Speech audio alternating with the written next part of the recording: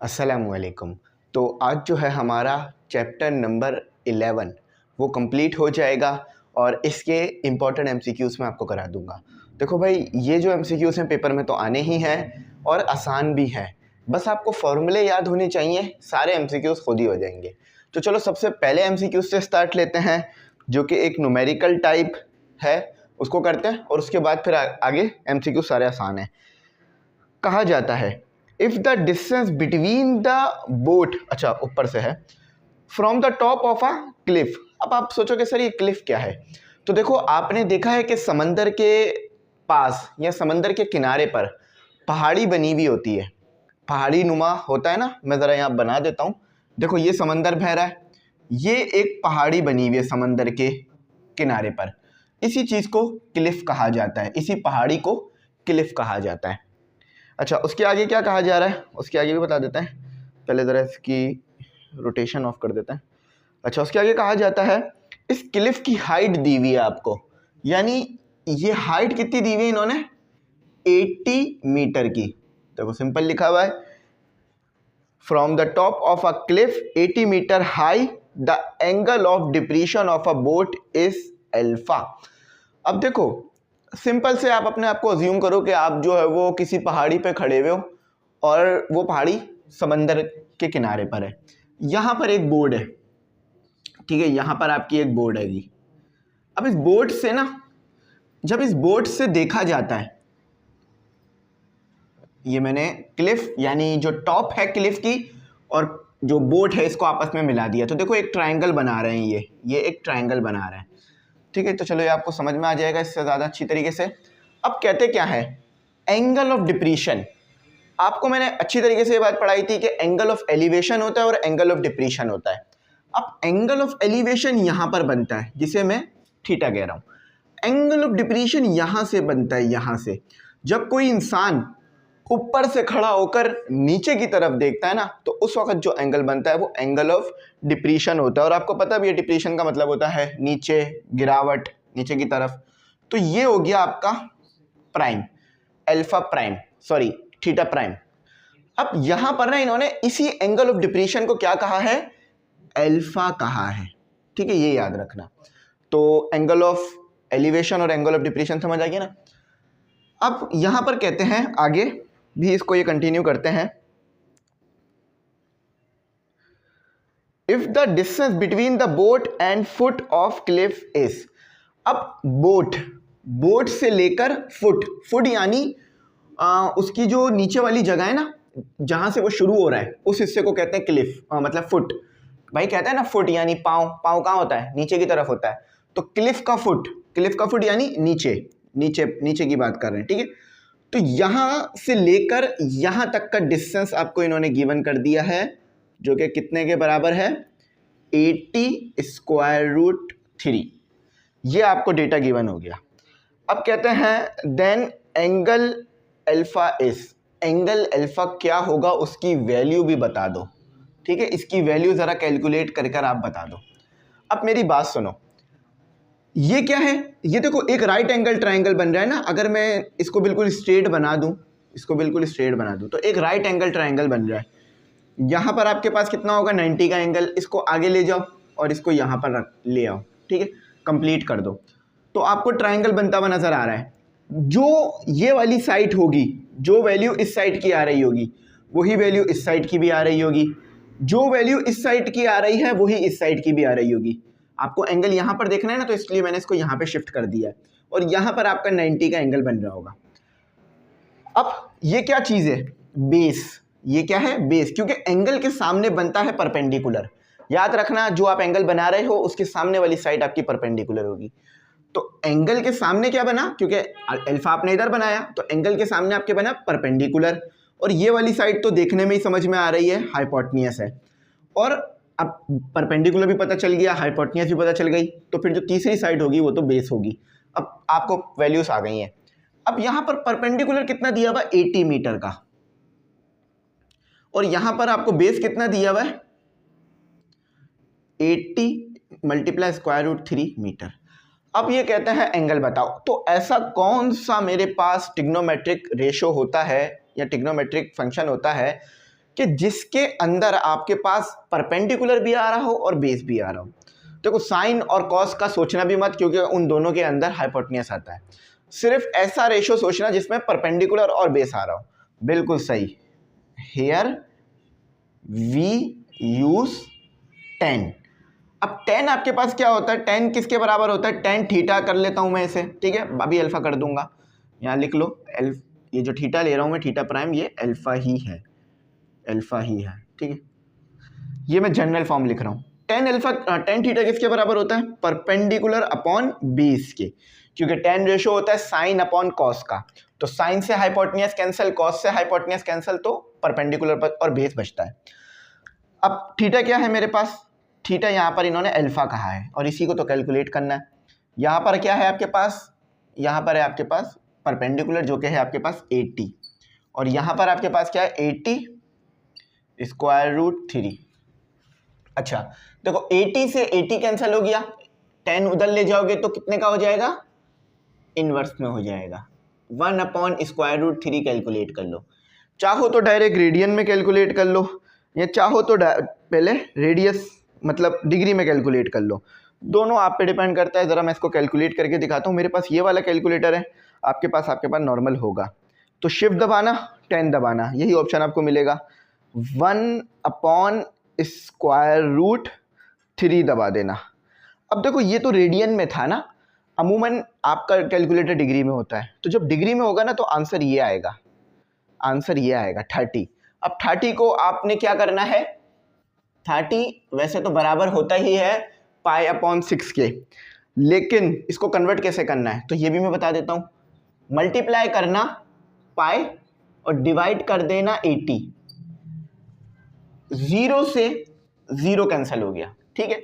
ये 3 के टेबल में कितने पर आता है, 1 पर, ये कितने पर आता है 6 पर, तो अल्फा कितना आया आपके पास, पाई बाय 6, ठीक है। चलो मैंने देखो कैलकुलेट करना सिखा दिया ताकि पेपर में अगर इस तरह का क्वेश्चन ही आ जाए तो आपके लिए मुश्किल ना हो।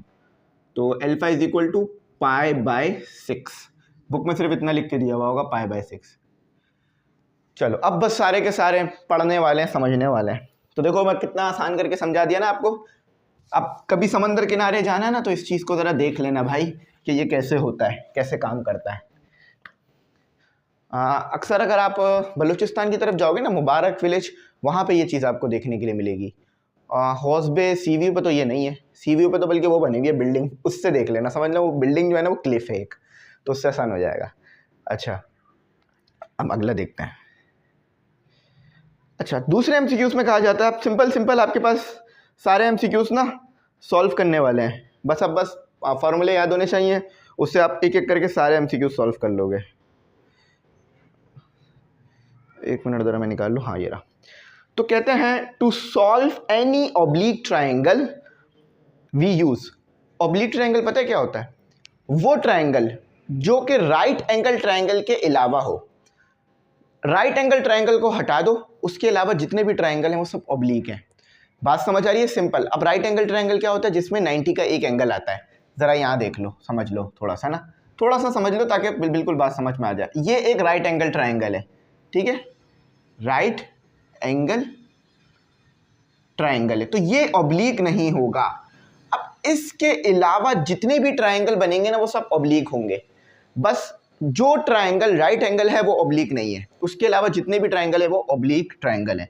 फॉर एग्जांपल ये वाला ट्राइंगल ले लो, ये एक, अच्छा याद रखना ट्राइंगल में जो साइड बनती है वो कभी कर्व नहीं होती, स्ट्रेट लाइन होती है। ये एक ऑब्लिक ट्राइंगल है, क्यों, क्योंकि इसमें कोई भी एंगल 90 का नहीं है। चलो बात समझ आ गई ना। तो ये कह रहे हैं कि ऑब्लिक ट्राइंगल पर आप कौन कौन से फॉर्मूले लगा सकते हो, तो आप उस पर लॉ ऑफ साइन भी लगा सकते हो, लॉ ऑफ कोसाइन और लॉ ऑफ टेन, हमने पढ़े थे ना पीछे, हमने लगाए भी थे, यूज भी किए थे। तो ये ऑल ऑफ दीस आएगा इसमें, ऑल ऑफ दीस कह लो या ऑल ऑफ देम कह लो, एक ही बात है, ठीक है, दीस लगाते हैं। अब देखा सारे कॉन्सेप्ट आ रहे हैं। तीसरे में कहते हैं a circle which touches all the sides of a triangle is called. Sir ये तो मुझे आता है, एक बात उन्होंने कही है कि टच क्या कर रहा है, साइड को टच कर रहा है, इसको दिमाग में रखना। ऐसा सर्कल जो ट्राइंगल के साइड को टच करे उस सर्कल को आप क्या कहोगे। देखो मैं फिर कह रहा हूँ, यहाँ पर ज़रा बात को दिमाग में रखना, आपके दिमाग में जो आ रहा है ना वो नहीं है। इसलिए इन्होंने कहा है एक सर्कल है जो टच कर रहा है या टच करता है। ये जो है फर्स्ट फॉर्म ऑफ वर्ब के साथ एस लगा दिया, यानी ये प्रेजेंट सिंपल का टेंस है। All the sides of a triangle, देखो ट्राइंगल के साइड्स को टच कर रहा है, ट्राइंगल के वर्टेक्स को टच नहीं कर रहा। मैं ज़रा बना के बताता हूँ। ये आपके पास आ गया आपका ट्राइंगल। अब इस पे बनाओ सर्कल। ऐसा सर्कल बनाना जो इसके साइड को टच करे, इसके वर्टेक्स को टच ना करे। वर्टेक्स कहाँ है? ये वर्टेक्स है, जहां पर दो साइड्स आपस में आके मिल रही हैं, ये वर्टेक्स हो गया। तो जब साइड को टच करता हुआ एक सर्कल बनाओगे तो ये कौन सा सर्कल बना? जब ट्राइंगल के अंदर सर्कल हो तो ये क्या होता है? बिल्कुल ठीक सर, ये होता है इन सर्कल। देखो इसमें लिखा हुआ है, हाँ देखो ये लिखा हुआ ना, सरकम सर्कल, इन सर्कल, एक्स सर्कल या ट्राई सर्कल।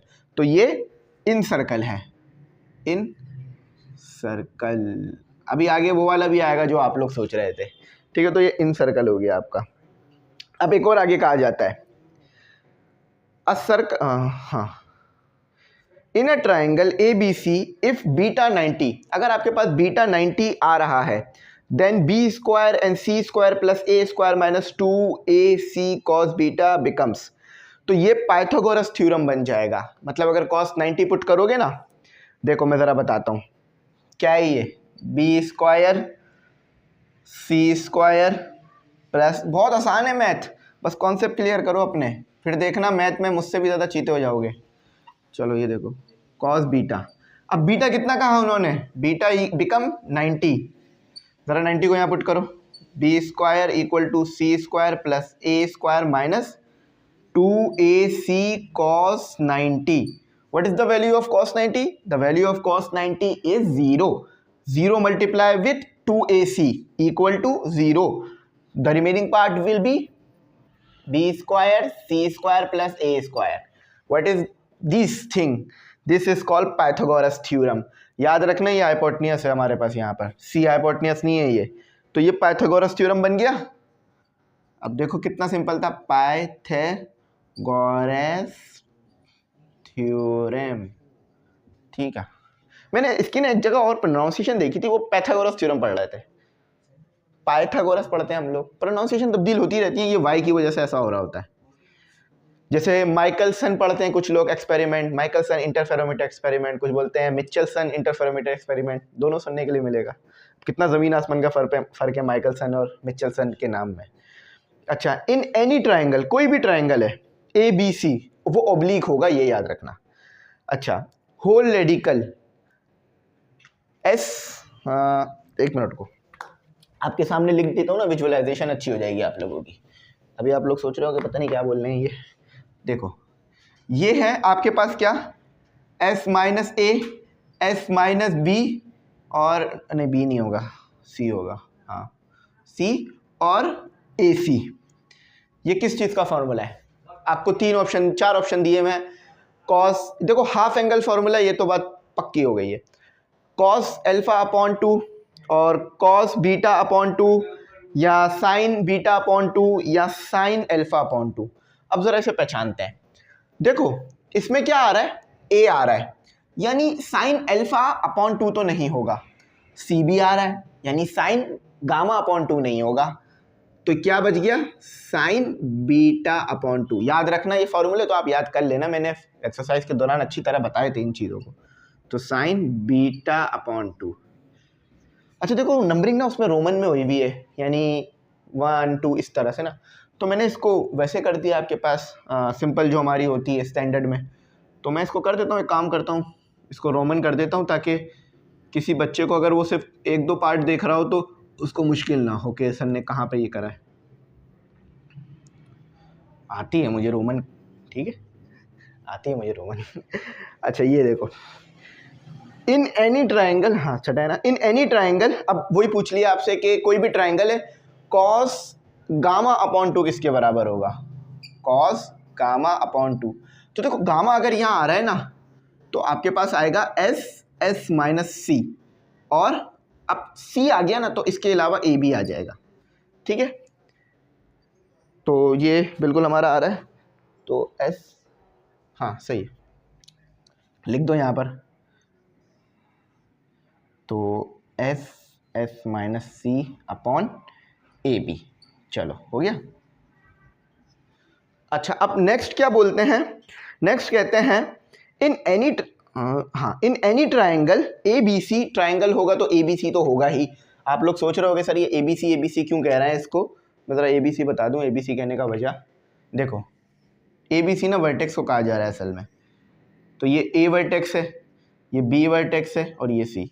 इसको बदल भी सकते हो, इसको ए कह लो, इसको बी, इसको सी, कोई फिक्स नहीं होता, मर्जी होती है वर्टेक्स को क्या नाम देना चाहो। तो कोई भी आपके पास ट्राइंगल है उसमें वर्टेक्स ए बी सी है with usual notation s is equal to, s क्या है मैंने बताया था ना, पैरामीटर होता है। तो एस का क्या फॉर्मूला बनता है आपके पास, एस किसके बराबर होता है, बहुत आसान फॉर्मूला था, ए प्लस बी प्लस सी अपॉन टू। अच्छा सर ये तो मुझे पता थी बात, अक्सर आप लोगों को ना आता है, कंफ्यूज हो जाने की वजह से, अपने ऊपर भरोसा ना करने की वजह से ना गलत कर जाते हो। कोई मसला नहीं है, हो जाता है, हमारे साथ भी हुआ है बहुत टाइम। अब इसका सबसे अच्छा ये होता है प्रैक्टिस ही करी जाए, ठीक है।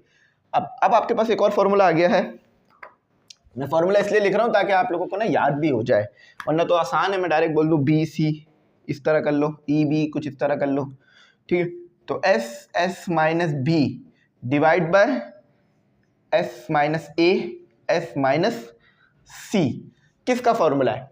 देखो अगर यहाँ पर बी आ रहा है ना, तो इसका मतलब ये है कि टेन बीटा की तरफ चले जाओ। तो देखो टेन बीटा इसमें मौजूद है, हाँ टेन बीटा मौजूद है, तो ये टेन बीटा का फॉर्मूला है, टेन बीटा अपॉन टू। कुछ भी अगर छोटा मोटा भी आपको ट्रिक पता होगी ना, आप उस चीज़ को क्रैक कर सकते हो, यानी वैल्यूज वगैरह पता कर सकते हो। तो हो गया हमारा सही।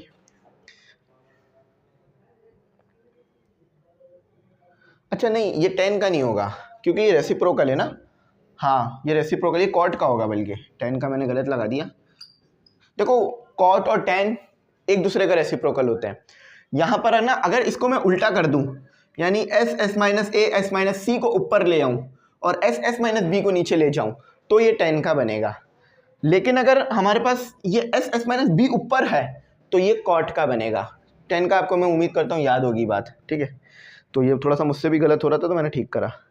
अब आगे पूछा जाता है, अब देखो वही चीज़ उसी तरह का एक और भी इन्होंने लिख के दिया हुआ है आपको नेक्स्ट में।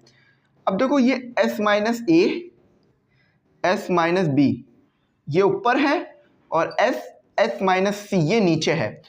तो इसके नीचे आने से हमें पता चल जाएगा कि 10 का है ये। अब बीटा अल्फा गामा है, कैसे पता चलेगा, इसको देखो, जैसे मैंने इसको यहाँ से देख के पहचान लिया था ना कि जो भी होगा बीटा का होगा फॉर्मूला, तो इसको यहाँ से देख के मैं पहचान सकता हूँ जो भी होगा सी का होगा। तो सी यानी गामा, गामा का होगा, ठीक है। अच्छा अब 10 वाला तो सिर्फ वो ही है आपके पास एक 10। कहते हैं we can solve an oblique triangle if, हम ओब्लिक ट्राइंगल कब कब सॉल्व कर सकते हैं। मैंने बताया ना ओब्लिक ट्राइंगल वो ट्राइंगल जिसका एंगल आपके पास 90 ना हो, ठीक है। 90 से बड़ा छोटा कुछ भी हो, एक्यूट हो एप्ट्यूस हो, वो कोई मसला नहीं, बस 90 का ना हो एंगल आपके पास, राइट एंगल ना हो। तो देखो भाई आप किन किन कंडीशनों पे उन्हें सॉल्व कर सकते हो। अगर आपको 3 साइडें दे दूं मैं, तो आप उसके ऊपर लॉ ऑफ 10 लगा लोगे, ठीक है। यहाँ पे पहली बात यही लिखी हुई थी, दूसरी बात यही लिखी हुई थी। अगर मैं एक साइड दे दूं, 2 एंगल दे दूं, तो उसके ऊपर आप क्या लगा लोगे, साइन लगा लोगे या कॉस लगा लोगे, दोनों में से एक लगा सकते हो। और 2 side and their included angles are known, अगर 2 साइड और 2 एंगल दे दूं तो भी आप उस पर साइन और कॉस लगा सकते हो। तो यानी सारे तरीके से सॉल्व किया जा सकता है। ये लोग ना एक्सरसाइज 11.3 के शुरू के क्वेश्चंस की बात कर रहे हैं जो आप लोगों ने किए थे, ठीक है। अगर आपको ऐसा लग रहा है ना मैं क्या बातें कर रहा हूँ, तो वो देख लो, उससे बात पता चल जाएगी। ज़रा मैं कर देता हूँ ऑल अब ऐसा होता था, ए की कोई वैल्यू दी हुई होती थी, बी की कोई वैल्यू दी हुई होती थी, सी की कोई वैल्यू दी हुई होती थी, और कह देते थे आपसे कि लॉ ऑफ 10 लगा लो, है ना। इसी तरह एक और काम भी होता था कि ए की कोई वैल्यू दे देते थे, अल्फा की वैल्यू दे देते थे, बीटा की वैल्यू दे देते थे, और कहते थे कि बाकी की और वैल्यूज़ बता दो, तो आप बता देते थे ना, ये वही बात कर रहे थे, ठीक है। अच्छा ये तो बड़ा आसान आ गया। In triangle A B C, एक ट्राइंगल है ए बी सी होगा, मिट गया, मिटा दिया, मिट गया, मिटाया हमने खुद, ठीक है। अच्छा, कह रहे हैं एक ट्राइंगल होगा आपके पास, और वो कौन सा होगा, ए बी सी, फिक्स नहीं होती हैं वर्टेक्स, आप मैंने बताया ना अपनी मर्जी से आगे पीछे कर सकते हो। तो इन रेडियस क्या होगा? अब इन रेडियस से क्या मुराद है? इन रेडियस से आपकी क्या मुराद है कि ट्राइंगल के अंदर सर्कल है, ट्राइंगल के अंदर सर्कल है, जैसा कि पीछे मैंने बनाया था ना। तो इन रेडियस का फॉर्मूला क्या आता है? सिंपल इन रेडियस का फॉर्मूला आता है आपके पास, मैं लिख देता हूँ, इस तरह होगा, ठीक है। इन रेडियस का फॉर्मूला होता है area of triangle divided by S, ठीक है, इन रेडियस। अच्छा चलो, ये बात तो अच्छी समझ आ गई। MCQs नंबर 12 निकालते हैं। आसान है लेकिन बस सोचने समझने वाला है। कहते हैं in any triangle A B C area of triangle is, ये फॉर्मूला मैंने याद कराया था।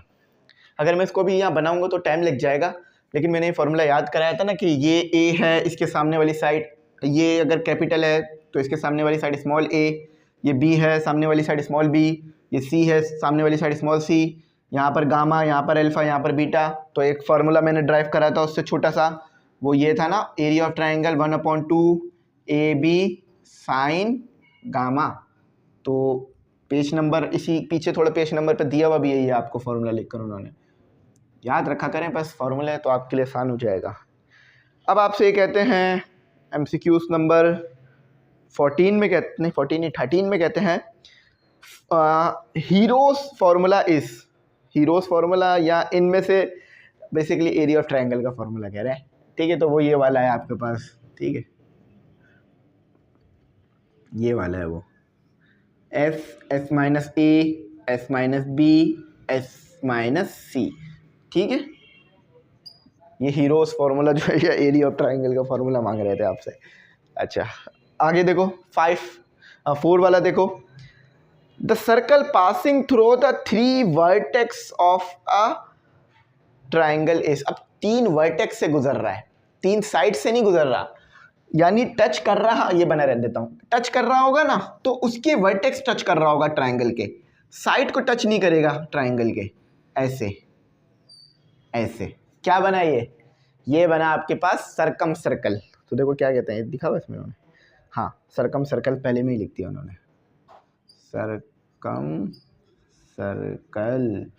मुझे अच्छी तरीके से याद है, मेरे टाइम पे ही MCQs आए थे कोचिंग के टेस्ट में, क्योंकि गलत कर दिया था ना इसलिए याद रहेगा। The point of intersection of the right bisector of the sides of a triangle is called. देखो भाई यहाँ पर जो है ना आपके पास अगेन सर्कम सेंटर ही आएगा, सर्कम सेंटर बनता है, इधर से यूँ आओगे ना तो सर्कम सेंटर आ रहा होता है आपके पास, ठीक है। तो सर्कम सेंटर, ये देखो सेंटर, एम इंग्लिश सेंटर, चलो आ रहा है ना समझ में। तो सर्कम सेंटर कहते हैं radius of the circle which pass through all the vertex of a triangle. तो देखो जब वो ट्राइंगल, मतलब इसी चीज़ की बात हो रही है कि वर्टेक्स से पास हो रहा है, तो सेंटर उसका सर्कम सेंटर, सर्कल वो सर्कम सर्कल, रेडियस उसका सर्कम रेडियस, ठीक है। तो ये याद रखना, क्योंकि देखो अगर मैं सर्कम हटा दूँ तो सर्कल सेंटर रेडियस, इससे आपको क्या पता चलता है, इससे आपको एक सर्कल के बारे में पता चलता है ना।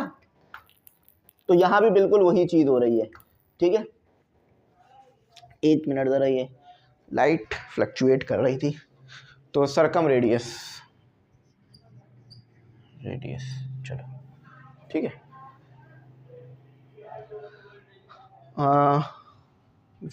आई थिंक ये 6 था, मैंने गलती से 4 लिख दिया। चलो कहते क्या हैं, क्या कहते हैं, बहुत सिंपल बात करते हैं फिर से। आप लोगों से कहा जाता है in any triangle A B C with usual notation a B c equal to, a B c किसके बराबर है, दिए गए 4 चीज़ों में। डायरेक्ट हम बात करते हैं, ये पढ़ा था, ये सर्कम रेडियस का फॉर्मूला है, a B c divide by 4 area of triangle, है ना। इसको उधर ले जाओ, 4 area of triangle equal to circum 4 area of triangle circum radius equal to a B C. तो ये ए बी सी किसके बराबर आया आपके पास, 4 area of triangle circum radius और 8।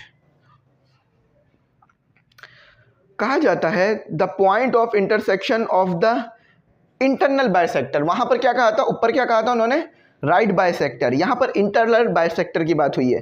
तो ये इन सेंटर की बात कर रहे हैं, इन सेंटर आएगा इसमें, इधर बन रहा होगा इंटरनल बाइसेक्टर में, इन रेडियस, इन सेंटर, इन सेंटर। ठीक है, चलो हमारा अब आ गया second last MCQ. The point of हम क्या गलत कर गए हैं कुछ, एक मिनट रुकिएगा जरा, हम लगता है कुछ गलत कर गए। 7 8 सही है, हाँ सही है, सही कर रहे हैं।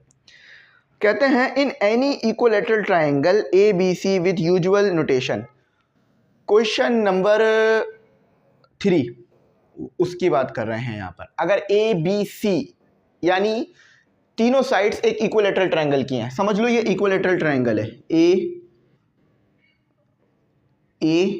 बी सी, तो A equal to B equal to C, तीनों चीजें बराबर आएंगी एक्स के बराबर, और तीनों एंगल भी सेम होंगे जो कि 60 के होंगे। तो वो कहना ये चाह रहे हैं कि इनके रेशोस यानी आर का रेशो, आर का रेशो, आर इसका रेशो, ये किसके बराबर होगा। तो ये हमने जो है वो पढ़ा था, यहाँ 1 है, ठीक है, तो ये हमने क्या पढ़ा था कि ये 3:1 होगा, 3:1, समझ गए ना। अब मैं ज़रा समझा दूं थोड़ा सा, ये मुझे पता है मुश्किल कर रहा होगा। क्वेश्चन एक्सरसाइज 11.4 क्वेश्चन नंबर 3 वो चेक कर लो, ये उसकी बात हो रही है, मैंने वहाँ बहुत डिटेल में समझाया था, ठीक है। अच्छा, circumradius of triangle is, circumradius मांग रहे हैं आपसे, सरकम रेडियस क्या था, आर, ये लिखा हुआ ना, ये रहा, तो अब कोई मसले की बात ही खत्म हो गई। देखो क्या दिया हुआ, a B c divide by 4 triangle, 4 area of triangle, ठीक है।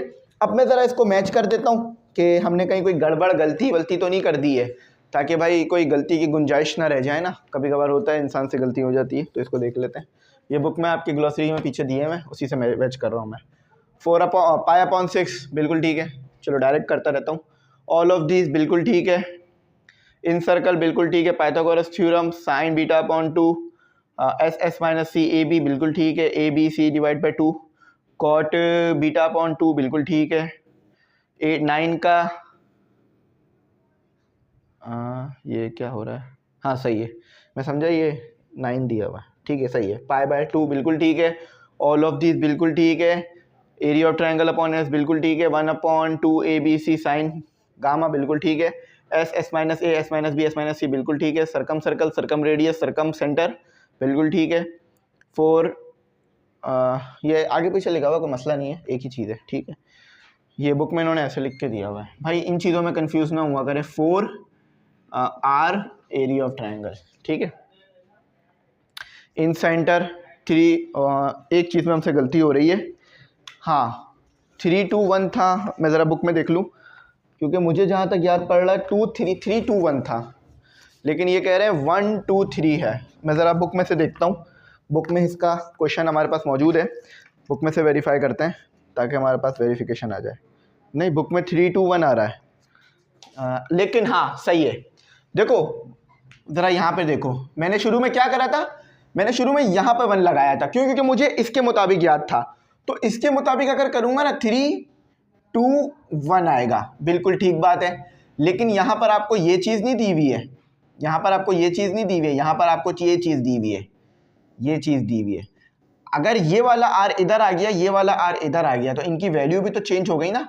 तो 1 2 3, ये याद रखना, पेपर में ये चीज़ की जा सकती है कि आर इन दोनों को, ये स्मॉल r1 और r इनकी वैल्यूज़ को आगे पीछे कर सकते हैं वो, जैसे कि देखें अभी यहाँ पर किया गया आपके सामने, ठीक है। तो इसका ध्यान रखना, जैसे कि मैं टैकल हो गया ना इस चीज़ की वजह से, बाकी सब सही है। मैंने आपके सामने पहले ही यहाँ पर 1 लगाया था सॉल्व करते हुए, क्यों, क्योंकि मुझे उसके मुताबिक याद था। लेकिन मैं ठीक नहीं था यहाँ पर जब मैंने इसका जवाब लिखा, क्यों, क्योंकि पहले 3 नहीं आना था, 1 आना था, क्यों, क्योंकि आर पहले दिया हुआ था, उन्होंने आर पहले दिया हुआ था, तो इसलिए 1 आना था। तो मैंने इस तरतीब से देखा नहीं था इसे। तो आई होप समझ आ गया होगा इस गलती को ठीक करना जो मैंने कर दी थी। बाकी सही है। Thanks for watching. अल्लाह हाफिज़। अपनी कीमती दुआ में ज़रूर याद